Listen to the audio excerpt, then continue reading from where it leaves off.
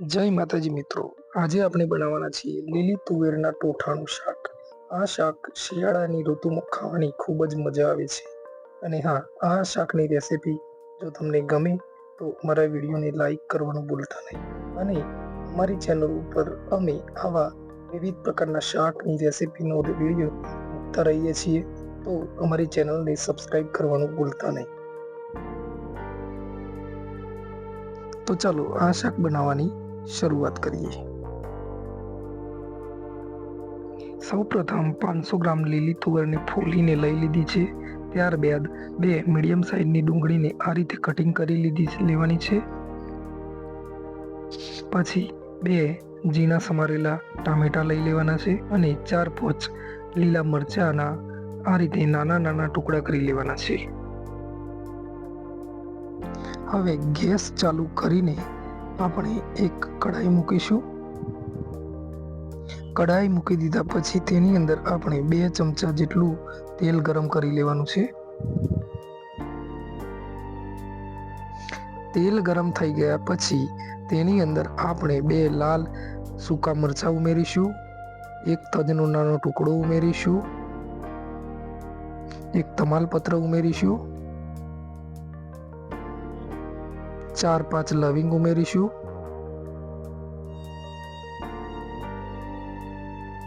5-6 નંગ મરી ઉમેરીશું, 1 નાની ઇલાયચી મૂકીશું અને થોડીક જાવિત્રીના ફૂલ ઉમેરી દેશું। ત્યારબાદ આ બધા આખા મસાલાને 2 મિનિટ માટે સાતળી લેશું।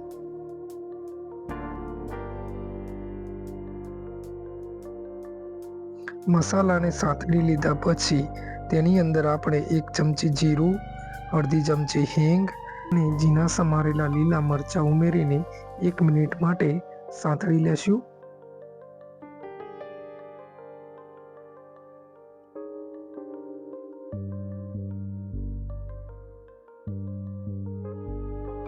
ત્યારબાદ ઝીણી સમારેલી ડુંગળી એડ કરીશું અને એનો કલર ગોલ્ડન બ્રાઉન થાય ત્યાં સુધી તેને સાંતળીશું।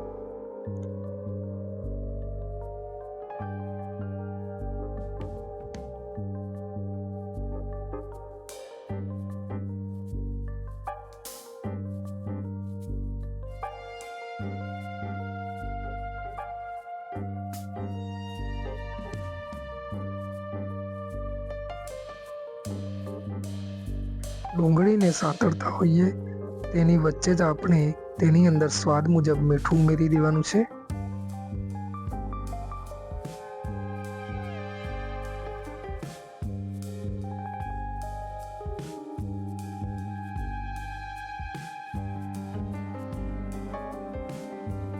ડુંગળીનો કલર ગોલ્ડન બ્રાઉન થઈ જાય ત્યારબાદ તેની અંદર આપણે ઝીણા સમારેલા ટામેટાને એડ કરી લેવાના છે અને જ્યાં સુધી ટામેટામાંથી તેલ છૂટું ના પડે ત્યાં સુધી તેને સાંતળી લેવાના છે।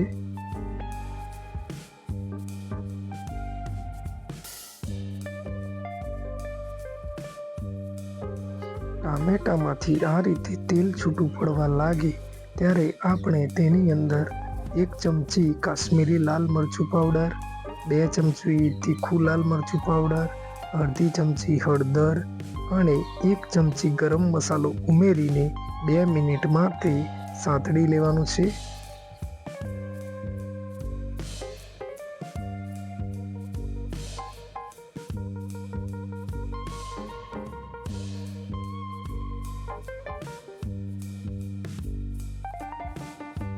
બધું બરાબર સાંતળી લીધા પછી આપણે જે લીલી તુવેર ફોલી હતી તે એડ કરી દેવાની છે અને બરાબર મિક્સ કરી લેવાનું છે।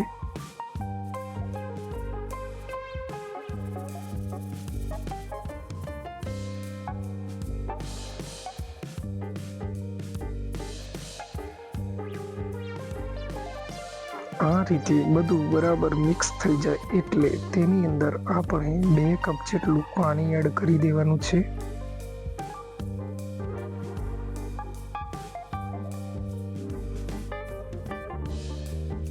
પાણી રેડીને આને 10 મિનિટ માટે ચડવા દેવા માટે મૂકી દેવાનું છે।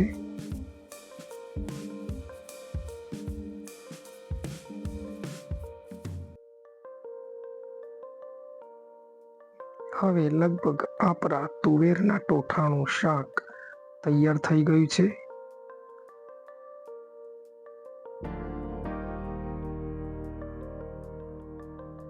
મિત્રો, જો તમને અમારો વિડીયો ગમ્યો હોય તો લાઈક કરજો અને કોમેન્ટમાં જરૂરથી જણાવજો. અને હા, અમારી ચેનલને સબસ્ક્રાઈબ કરવાનું ભૂલતા નહીં.